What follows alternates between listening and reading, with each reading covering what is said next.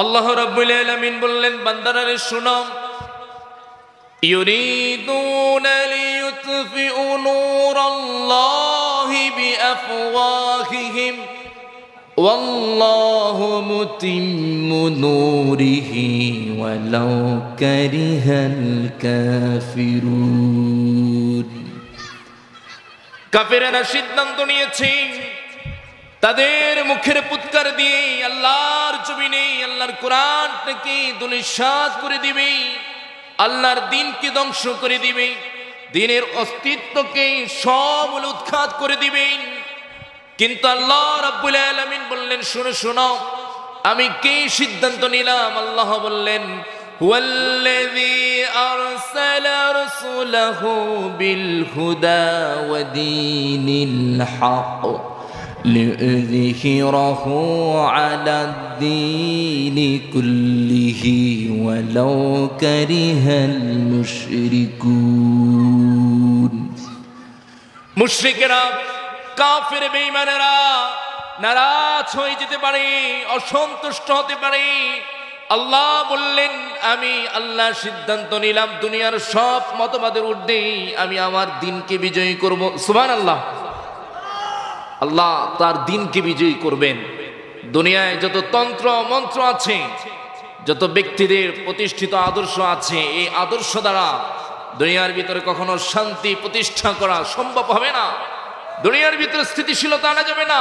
অশান্তময় পৃথিবীকে কখনো শান্তির আবহে পরিবর্তন করা যাবে না। পৃথিবীকে যদি শান্তি দিতে হয়, পৃথিবীতে যদি মানুষের মৌলিক অধিকার প্রতিষ্ঠা করতে হয়, আল্লাহ বলেছেন, আমি যে হেদায়েত পাঠালাম, হেদায়েতের গাইডলাইন্স পাঠালাম, এই কোরআন দিয়ে যদি সমাজকে, রাষ্ট্রকে, সমগ্র মানব জীবনকে যদি পরিচালনা করো, এই গোটা দুনিয়ায় শান্তি একজনে দিয়ে দিবেন। তিনি কে?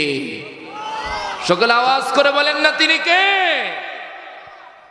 একটিবার এই কোরআন মানব জীবন পরিবর্তন করতে পারে কিনা একটু খেয়াল করে দেখেন। এই কোরআনটা যখন নাজিল হলো জাহেলি যুগের ভিতরে, আল্লাহ রাসূল যে যুগের ভিতরে জন্ম নিলেন সেটা ছিল জাহেলিয়ার যুগ। ওই যুগের ভিতরে মানুষের ভিতরে মানবতা ছিল না, মনুষ্যত্ববোধ ছিল না, মানুষের স্বাভাবিক কোন অধিকার সংরক্ষণ করা ছিল না। মদ, জুয়া, গাঁজা, জুয়া, মানবতা, লুণ্ঠন, লুট্টরাজ, ছাদাবাজি, টেন্ডারবাজি, সন্ত্রাসী কার্যক্রম সব নিত্য নৈমিত্তিক কাজ ছিল। আল্লাহ রাসূল এমন একটা জামানায় জন্ম নিলেন যে জামানায় মানুষগুলা তাদের খারাপ আচরণ করার কারণে পৃথিবীর সব থেকে অন্ধকার যুগ, জাহেলিয়ার যুগ, আইয়ামে জাহেলিয়ার যুগ বলা হতো। কিন্তু আল্লাহ রাসূল যখন এই কোরআন নিয়ে আসলেন, পৃথিবীর সেই খারাপ যুগটা এক মুহূর্তের ভিতরে কোরআনের মাধ্যমে সোনালী যুগ, স্বর্ণের যুগ, শ্রেষ্ঠ যুগ বানায়া দিয়েছেন কে? আল্লাহ সুবহানাহু ওয়া তাআলা। তারা মদপান করত, তারা জুয়ায় আসক্ত ছিল। আল্লাহ রাব্বুল আলামিন এই কোরআন দ্বারা মানুষকে পরিবর্তন করতেই পারেন। কোরআন দিয়ে সমাজকে পাল্টাতে পারেন। কেমন করে প্রমাণ নিবেন দেখেন। আমরা যেমন করে ভাত খাওয়ার আগে পানি পান করি, ভাত খাওয়ার শেষেও পানি পান করি, অনেকেই মাঝখানে অনেকে খায়, পান করে।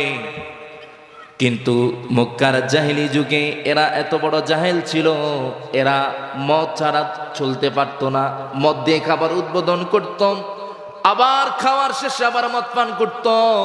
এই কোরআন যখন আসলো, কোরআন আসার সাথে সাথে আল্লাহ রাব্বুল আলামিন কোরআন নাযিল করলেন। সূরা মায়েদার 90-91 নম্বর আয়াত নাযিল করে যখন মদ নিষিদ্ধ করলেন, তবে মদ এত বেশি আকৃষ্ট ছিল, মদে এত বেশি আকৃষ্ট থাকার কারণে আল্লাহ রাব্বুল আলামিন দাফে দাফে ধীরে ধীরে মদকে হারাম করতে হয়েছে। 3 ভাবে মদকে হারাম করলেন। আল্লাহ রাব্বুল আলামিন সর্বশেষ 90 আর 91 নম্বর আয়াতের ভিতর বললেন, ইয়া আইয়ুহাল্লাযীনা আমানু ইন্নামাল খামরু ওয়াল মাইসিরু ওয়াল আনসাবু ওয়াল আজলামু রিজসুম মিন আমালিশ শাইতান। এই মদ পান করা, জুয়া আর গণনা করা, এইগুলা হচ্ছে আপনার রিজসুম মিন আমালিশ শাইতান, শয়তানের কাজ। আল্লাহ রাব্বুল আলামিন যখন এটা শয়তানের কাজ বললেন, পরের আয়াতের ভিতরে বললেন ইন্নামা ইউরিদুশ শাইতানু আন ইউকিআ বাইনাকুমুল আদাওয়াতা ওয়াল বাগদা ফিল খামরি ওয়াল মাইসির ওয়া ইয়াসুদ্দাকুম আন যিকরিল্লাহি ওয়া আনিস সালাহ ফাহাল আনতুম মুনতাকুন। আল্লাহ বললেন, হে আমার বান্দারা রে, ইন্নামা ইউরিদুশ শাইতান, নিশ্চয় শয়তান আকাঙ্ক্ষা করেছে, ইচ্ছা পোষণ করেছে, আইয়ুকিআ বাইনাকুমুল আদাওয়াতা ওয়াল বাগদা ফিল খামরি ওয়াল মাইসির। এই শয়তান তোমাদেরকে মদ আর জুয়ার চক্রান্তে ফেলে তোমাদের ভ্রাতৃত্ব নষ্ট করবে, ঐক্য নষ্ট করবে, শান্তি শৃঙ্খলা বিনষ্ট করবে। ওয়া ইয়াসুদ্দাকুম আন যিকরিল্লাহ ওয়া আনিস সালাহ, আল্লাহর জিকির থেকে, নামাজ পড়া থেকে, আল্লাহর প্রার্থনা করা থেকে তোমাদেরকে বিরত রাখবে। ফাহাল আনতুম মুনতাহুন, আমার বান্দারা শুনো, এই মদ আর জুয়া থেকে কি তোমরা বিরত থাকবে না? আল্লাহ এই কোরআনের আয়াত নাজিল করার সাথে সাথে সাহাবীদের ভিতরে যাদের গলার মধ্যে মদ ছিলেন, কোরআন এমন একটা কিতাব, এদেরকেই বুঝালে, এদেরকে মারলে, এদেরকেই পিটালে এরা মদ ছাড়তেন না। যখন বলা হলো তোমার মালিক আমার মালিক, গোটা জাহানের মালিক আল্লাহ সুবহানাহু ওয়া তাআলার অর্ডার, তিনি নির্দেশ দিয়েছেন মদ ছেড়ে দিতে হবে। এই নির্দেশ পাওয়ার সাথে সাথে যারা মদের ব্যবসা করতেন, মদের ব্যবসাটাকে ছেড়ে দিয়েছে। সুবহানাল্লাহ। কোরআন বলেছে মদ ছেড়ে দাও। যারা মদ পান করেছি তারা গলার ভিতরে আঙ্গুল ঢুকায়া গলার ভিতর থেকে, পেটের ভিতর থেকে মদ গুলারে বের করে দিয়েছে। সুবহানাল্লাহ বলবেন না? এই কারিশমা কিসের? কথা বলে না, এই কারিশমা কিসের? মদ খাওয়া যে খারাপ কাজ, এটা এই খারাপ কাজের বিষয়টা আপনাকে কোরআন আর হাদিস দিয়ে প্রমাণ করা লাগে না, স্বাভাবিক দৃষ্টিতেও খারাপ লাগে। স্বাভাবিক দৃষ্টিতে কি খারাপ লাগে না? আল খমরু, খমর কোনটা? বা খমরাল আকর, এটা হচ্ছে এমন খমর যে, এটা হচ্ছে সেটা যেটা মানুষের আকলকে, জ্ঞানকে বিলুপ্ত করে দেয়। এটা সেই মাদক। আল্লাহ রাসূল বলেছেন আল খমরু ইশরাবুল খমর হিনা ইশরাবুহা ওয়া হুয়া মুমিন। কেউ যদি মদ পান করে সাথে সাথে তার ঈমান তার দেহ থেকে বের হয়, শূন্যের মধ্যে, আকাশের মধ্যে ঝুলন্ত অবস্থায় থেকে যায়। যখন তার নেশা কেটে যাবে আবার তার ভিতরে মদের নেশা কাটার পরে ঈমানটা ফিরে আসে। আর যদি এই অবস্থায় নেশাগ্রস্ত হয়ে যায়, ইশরাবুল খমর, মদ পান করে সে নেশাগ্রস্ত হয়ে গেল, আল্লাহ রাব্বুল আলামিন হাবিব বললেন সালাসাতুন লাম তুকবাল লাহু সালাতুন 40 লাইলা, 40 রাত 40 দিন একসাথে সে যদি সালাত আদায় করে, তার সালাত আল্লাহ কবুল করবে। মা দামা ফি জাওফিহি আও উরুকিহি, যদি সে নেশাগ্রস্ত না হয়, মদ পান করেছে, শরীরের শিরা উপশিরা যতদিন থাকবে ততদিন তার আমলনামা আল্লাহ কবুল করবে না। সেই ওই অবস্থায় ওয়া ইম্মাতা মাতা কাফিরা, ওই অবস্থায় যদি সে মারা যায় তার মৃত্যু হবে কাফেরের মৃত্যু। বলি নাউযুবিল্লাহ। আরেকটি হাদিসের মধ্যে এসেছে আল্লাহ রাব্বুল আলামিনের হাবিব বললেন ওয়া ইন মাতা কাআবিদ ওয়াসান মুদমিনুল খামর, কেউ যদি মদ পান করে আর ওই অবস্থায় নেশাগ্রস্ত হয়ে মারা যায়, আল্লাহ রাসূল বললেন কেউ যদি মূর্তি পূজা করে, দুর্গা পূজা করে, নাম হচ্ছে রহিমউদ্দিন, নাম হচ্ছে কলিমউদ্দিন, নাম হচ্ছে মুহাম্মদ, নাম হচ্ছে আব্দুল্লাহ, কিন্তু মদ পান করে নেশাগ্রস্ত হয়ে মারা গিয়েছি, আল্লাহ রাসূল বললেন এই অবস্থায় মারা যাওয়ার কারণে মূর্তি পূজা করে, দুর্গা পূজা করে মারা গেলে যেমন কাফের ওই ব্যক্তিও যদি মুসলমান নামদারিও হয় তার অবস্থা হবে মূর্তি পূজারকের মতো। নাউযুবিল্লাহ। সালাসাতুন ক্বাদ হারামাহুল্লাহু আলাইহিল জান্নাহ, 3 শ্রেণীর মানুষের জন্য জান্নাতটাকে ডাইরেক্ট হারাম করে দিয়েছেন। 1 নাম্বার হচ্ছে মুদমিনুল খামর, যারা মদ পান করে। মদের সাথে জড়িত আছে, এরকম লোক আপনাদের এলাকায় আছে না নাই? মহামায়া ইকো পার্কে মদ বেচে, এখানে আনাসে কানাসে চিপায় চাপায় মদ বেচে, গাঞ্জা বেচে, বাবা বেচে, আছে না নাই? বিয়ের অনুষ্ঠানগুলোর ভিতরে মদ আছে না নাই? বাবার কাছ থেকে টাকা নেই, বিয়েতে মদের পার্টি করে, এরকম ফলাফল আছে না নাই? এই মদ থেকে আমাদেরকে উঠে আসার দরকার আছে না নাই? যে জাহেলি যুগের ভিতরে মদ ছাড়া এক কদম সামনে বাড়াতে পারতো না, এই কোরআন বলেছে পাহাল আনতুম মুনতাহুন, মদকে ছেড়ে দিবা না। আল্লাহ বলার সাথে সাথে মদের ব্যবসা ছেড়ে দিয়েছে, মদ ছেড়ে দিয়েছে। গলার ভিতর, বুকের ভিতর, পেটের ভিতরে মদ ছিল, গলার ভিতর আঙ্গুল ঢুকায় মদ ফেলে দিয়েছে। সুবহানাল্লাহ। এই কোরআন মানুষকে পরিবর্তন করতে পারে কিনা? আরে তাহলে কোরআনের কারণে মক্কার আবু বকর, ওমর রাদিয়াল্লাহু তাআলা, আলী রাদিয়াল্লাহু তাআলা ওনাদের ভিতরে, সাহাবায়ে কেরামদের ভিতরে যারা আগে মদ হারাম না থাকার কারণে মদ পান করতেন, যখন আল্লাহ কোরআন নাজিল করলেন ওনারা সবাই মদ ছেড়ে দিয়েছেন। এই ছেড়ে দেওয়ার পেছনে ভূমিকা রেখেছে একটা জিনিস, সে কিতাব, সে কালাম, সে বইয়ের নাম কি? আল কোরআন। এজন্য আল্লাহ বলেছেন এটা হুদাল লিল মুত্তাকিন, এটা হচ্ছে সৎ পথ প্রদর্শনকারী, যারা এটাকে সৎ পথের গাইডলাইন্স ধরে নেবে। এরপরে দেখেন কোরআন কেমন করে মানুষের জীবনকে পরিবর্তন করে, সমাজের ভিতরে শান্তি আনে। জাহেলি যুগে মেয়ে হওয়ার কারণে তাকে হত্যা করত, মেয়ে কালো হয়েছে এ কারণে মারে না, মেয়ে অন্ধ হয়েছে এ কারণে মারে না, মেয়ে পঙ্গু হয়েছে এই কারণে মারে না, মেয়ে হয়ে জন্ম নিয়েছে এটাই তার অপরাধ, শুধু এই কারণে হত্যা করে। দুনিয়ার হায়াত দেখেন আগে, পৃথিবী দেখার আগে, মা বাবা চিনার আগে হত্যা করত। আল্লাহ রাসূলের একজন সাহাবী ছিলেন দাহিয়াতুল কালবি, নিজের সন্তানকে হত্যা করার আগে শত শত মায়ের সন্তানগুলোকে লাশ বানালেন। দাহিয়াতুল কালবি যখন তার সন্তান হলো, সে সদাই করার জন্য চলে গিয়েছিল, জানতো না সন্তান ছিল। পরে আসার পরে স্ত্রীর কাছে শুনলেন একটা মেয়ে আছে, স্ত্রীও বলে নাই। পরে মানুষদের কাছ থেকে জানলেন।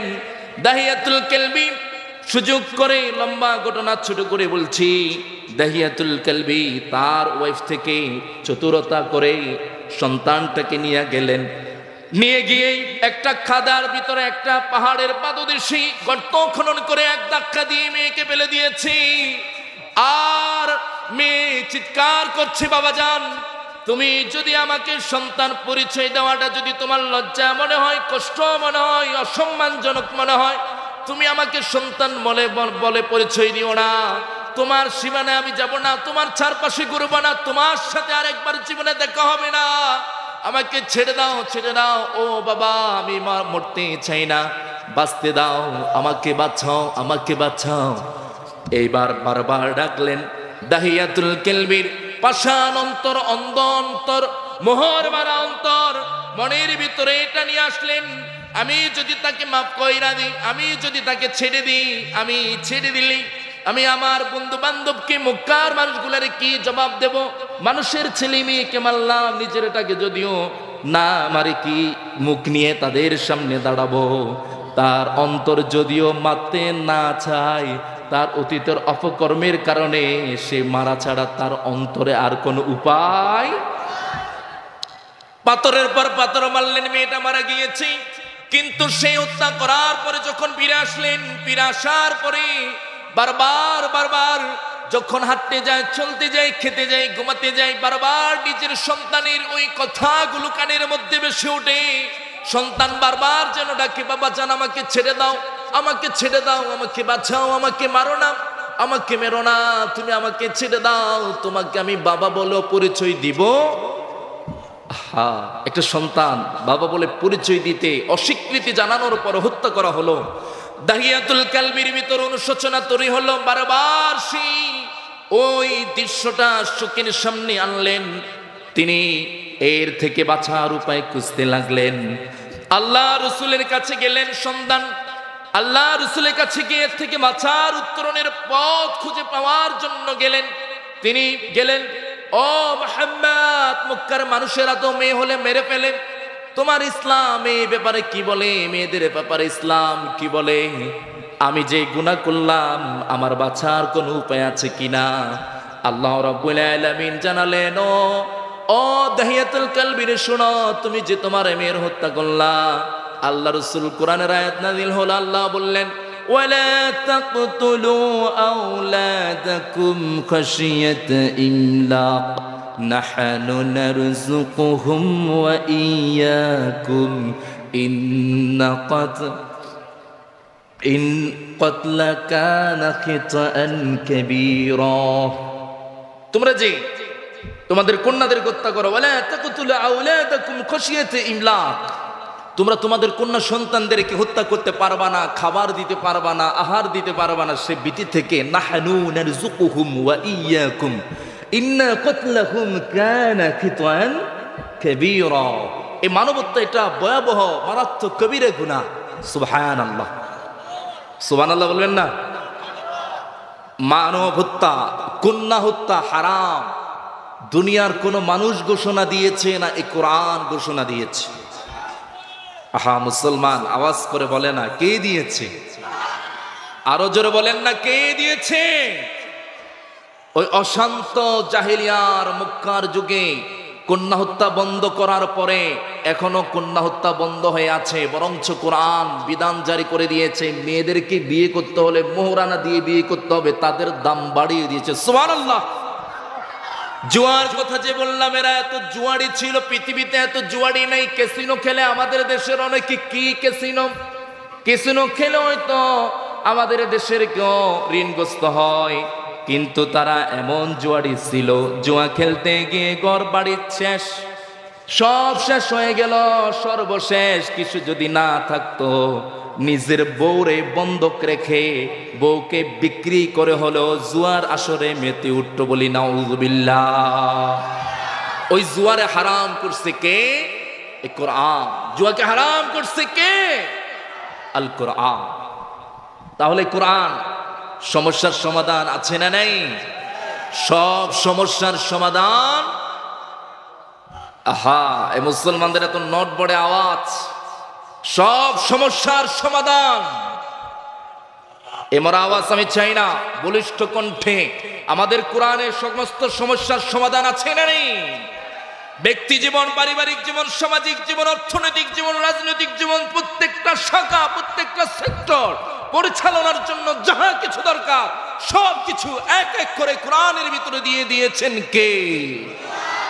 এজন্য আল্লাহ বলেছেন ইন্নাদ-দীনা ইনদাল্লাহিল ইসলাম।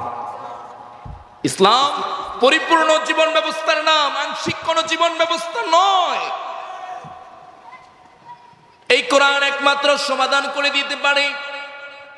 স্ত্রীর মর্যাদা ছিল না, পিটাতো, আঘাত করতো, তালাক দিয়ে দিত। মেয়েদের সম্মান ছিল না, মেয়েদেরকে কন্যা হিসেবে অধিকার দিলেন, সম্পত্তিতে অধিকার দিলেন। যাকে যেখানে সুন্দরী মেয়ে পেল বিয়ে করতো না, বিয়ে করা ছাড়া দর্শন করে ফেলতো, ভোগ করে ফেলতো। আল্লাহ রাসূল সাল্লাল্লাহু আলাইহি ওয়াসাল্লাম বললেন, না না না না, জানাল আইনান নজর, চোখের যেন হলো চোখ দিয়ে দেখা। কুল্লিল মুমিনিনা ইয়াগুদ্দু মিন আবসারিহিম, তোমরা যখন বেগানা নারীদের সামনে দিয়ে হাঁটো চোখকে নিচের দিকে রাখো। তাদেরকে ইজ্জত দেওয়ার জন্য বলেছেন, স্ত্রীদেরকে সম্মান দিলেন। আল্লাহ রাসূল বলেছেন, তোমার স্ত্রী তোমাদের জন্য অর্ধাঙ্গিনীর মতো, জীবন সঙ্গিনীর মতো, তারা তোমাদের জীবনের অর্ধেক। আল্লাহ রাব্বুল আলামিন বললেন, হুন্না লিবাসুল লাকুম ওয়া আনতুম লিবাসুল লাহুন্না। আর আল্লাহ রাসূল বললেন, খায়রুকুম খায়রুকুম লিআহলিকুম ওয়া আনা খায়রুন লিআহলি। তোমাদের মধ্যে ভালো তো সেই যে তার ঘরওয়ালির কাছে ভালো, নিজের বউয়ের কাছে ভালো, নিজের ঘরওয়ালির কাছে ভালো। আল্লাহ রাসূল বললেন, সেই তো ভালো, কিন্তু যে জাহেলি যুগে বরে ফিটাতো, মারে ফিটাতো, বাবারে ফিটাতো, খাওয়াইতো না, এতিমের সম্পত্তি গ্রাস করে নিত। একটা লোক গরিব ফকির মিসকিন তার সম্পত্তি দখল করত। আমাদের বর্তমান দেশের সমাজে ফকির মিসকিন গরিব মার্কা লোক যে আছে, তার ঘর, তার জায়গা, তার জমি দখল করার মতো কিছু লোক আছে না নাই? জাইলি যুগের ভিতরে ছিল অভাবী মানুষ যে তার ঘর বাড়ি দখল করে নিত, সম্পত্তিগুলারে দখল করে নিত। ঠিক তেমনি করে আমাদের দেশেও এখন এই ধরনের কিছু মানুষ দেখা যায়, একটু ক্ষমতা যদি পেয়ে যায় দখলবাজি, চাঁদাবাজি এগুলা করে। জাহিলি যুগের ভিতরে ছিলেন। আল্লাহ রাব্বুল আলামিন বললেন, না না না, যারা এতিম, এতিমদেরকে হক দিয়ে দাও। আলাম ইয়াজিদকা ইয়াতীমান ফাআওয়া, এতিমদের সাথে খারাপ আচরণ করা যাবে না। আল্লাহ রাসূলকে বললেন, ও নবী, আমি কি আপনাকে এতিম অবস্থায় পাইনি আর ওই অবস্থায় লালন পালন করিনি? সূরা মাউনের ভিতরে বললেন, আমরা সকলে পড়ি, আরাআইতাল্লাযী, জোরে, আরাআইতাল্লাযী ইউকাযযিবু বিদ্দীন ফাযালিকাল্লাযী ইয়াদউল ইয়াতীম। এতিমকে ধমক দিয়ে কথা বলা যাবে না, বরঞ্চ তোমরা কি করবা, তোমাদের মন যদি খারাপ হয়ে যায়, অন্তর যদি শক্ত হয়ে যায়, আর হামিল ইয়াতীম, এতিমের উপর রহম করো। ওয়ামসারা সাও, এতিমের মাথার উপরে হাত বুলিয়ে দাও। যারা এতিমের মাথার উপরে হাত বুলাবে, হাত যতগুলা চুলের উপরে দিয়ে যাবে, আল্লাহ রাসূল বললেন তার আমলনামায় ততগুলা সওয়াব দিয়ে দিবে। এরপর আল্লাহ রাসূল বললেন, ওয়াআতিম মিন তাআমিকা, যা নিজেরা খাও সেখান থেকে এতিমরেও কিছু দিয়া দাও। আল্লাহ রাসূল বললেন, এই তিনটা কাজ যদি করো আল্লাহ রাব্বুল আলামিন ফাশান অন্তরটারে নরম করে দিবেন। জোরে বলি না সুবহানাল্লাহ। যে যুগে এতিমের জায়গা দখল করতো, এতিমকে সম্পত্তি দিত না, ওই যুগের ভিতরে এতিমদের সম্পত্তি প্রতিষ্ঠা করেছেন আমার আল্লাহ রাব্বুল আলামিন এই কোরআনের মাধ্যমে। বলি সুবহানাল্লাহ। আবু দাহদা রাসূলুল্লাহর সাহাবী ছিলেন। এক এতিম ছেলে এসে বিচার দিল, ইয়া রাসূলুল্লাহ, কি আমার বাড়ির পাশে একজনের বাগান আছে, আমার বাগানের পাশ ঘেঁষা। ইয়া রাসূলুল্লাহ, আমার দেওয়ালের ভিতরে ভুলক্রমে তার দুইটা খেজুর গাছ ঢুকে গিয়েছিল। ইয়া রাসূলুল্লাহ, কি সে ওই খেজুর গাছ দুটার কারণে আমার দেওয়ালটা ভেঙে ফেলার জন্য বলল। ও রাসূল, আমি কি করব, একটা সমাধান করে দেন। আল্লাহ রাব্বুল আলামিনের হাবিব সম্মিলিত উপস্থিত সাহাবীদের মাধ্যমে ওই লোকটাকে বললেন, তুমি যদি এই গাছ দুটার মালিকানা আমাকে দিয়ে দাও, আমি এতিমদেরকে দিয়ে দেব। আর তুমি যদি এগুলা দান করে দাও, আমি আল্লাহ রাব্বুল আলামিন, আমি ওয়াদা করলাম আল্লাহ রাব্বুল আলামিন জান্নাতের ভিতরে তোমাকে গাছ দিয়ে দিবে। সুবহানাল্লাহ, আল্লাহু আকবার। মানলো না সে, বুঝলো না জান্নাতের গাছের মালিকানা কি। আবু দাহদা শুনলেন, লম্বা ঘটনা ছোট করে বললাম। তার কাছে গেলেন, বললেন, ও আমার বাইরে শোনো, মক্কা মদিনার সব থেকে বড় খেজুর বাগানটা আমার।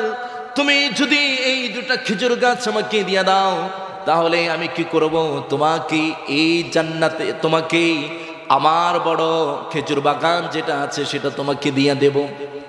এই কথা বলার পরে তিনি বললেন, বেকুব হয়ে গেল নাকি, তামাশা করো?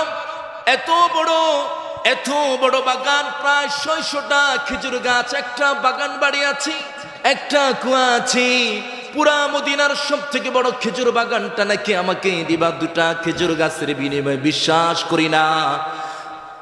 আবু দাহদা বললেন, শোনো, আমার রাসূল বলেছেন এই খেজুর গাছের, দুটা খেজুর গাছের আমি যদি আল্লাহ রাসূলকে এনে দিতে পারি, আমার নবী জান্নাতে আমাকে মালিকানা, খেজুর গাছের মালিকানা দিয়ে দিবেন। তুমি আমাকে এই দুটা খেজুর গাছ দিয়া আমার পুরা বাগান বাড়ি, খেজুর বাগান, আমার কুয়া সহ সব কিছুর মালিকানা বুঝে নাও। বুঝে নিলেন, আল্লাহ রাসূলের কাছে বুঝিয়ে দিলেন। আর আল্লাহ রাসূল বললেন, যাও আবু দাহদা, তোমাকে আল্লাহ তাআলা জান্নাতে খেজুর গাছের মালিকানা দিয়ে দিয়েছেন। জোরে বলি না সুবহানাল্লাহ। সে জামানা এতিমদের হক বিনষ্ট করত। আল্লাহ রাসূল যখন কোরআন নাযিল করলেন, বরঞ্চ সাহাবায়ে কেরাম এতিমের হক প্রতিষ্ঠার জন্য নিজের সম্পত্তি পর্যন্ত উজাড় করে দিয়ে আল্লাহর রাস্তায় দান করে দিয়েছেন। সুবহানাল্লাহ। এরপরে আসুন, সর্বশেষ আমরা যেই বিষয়টি সম্পর্কে আপনাদেরকে একটু মেসেজ দিতে চাই।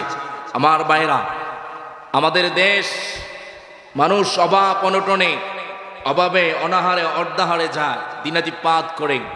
এই দেশের অভাব অনটন যদি মুক্ত হয়, এই দেশকে যদি সুখী সমৃদ্ধশালী একটি রাষ্ট্রে পরিণত করতে হয়, সুদ মুক্ত একটা রাষ্ট্র যদি গড়ে তুলতে হয়, এই কোরআন দিয়ে এই রাষ্ট্রকে যদি চালানো যায়, তারপরে এই রাষ্ট্র সুখী সমৃদ্ধশালী রাষ্ট্রে পরিণত হবে। ঠিক কিনা?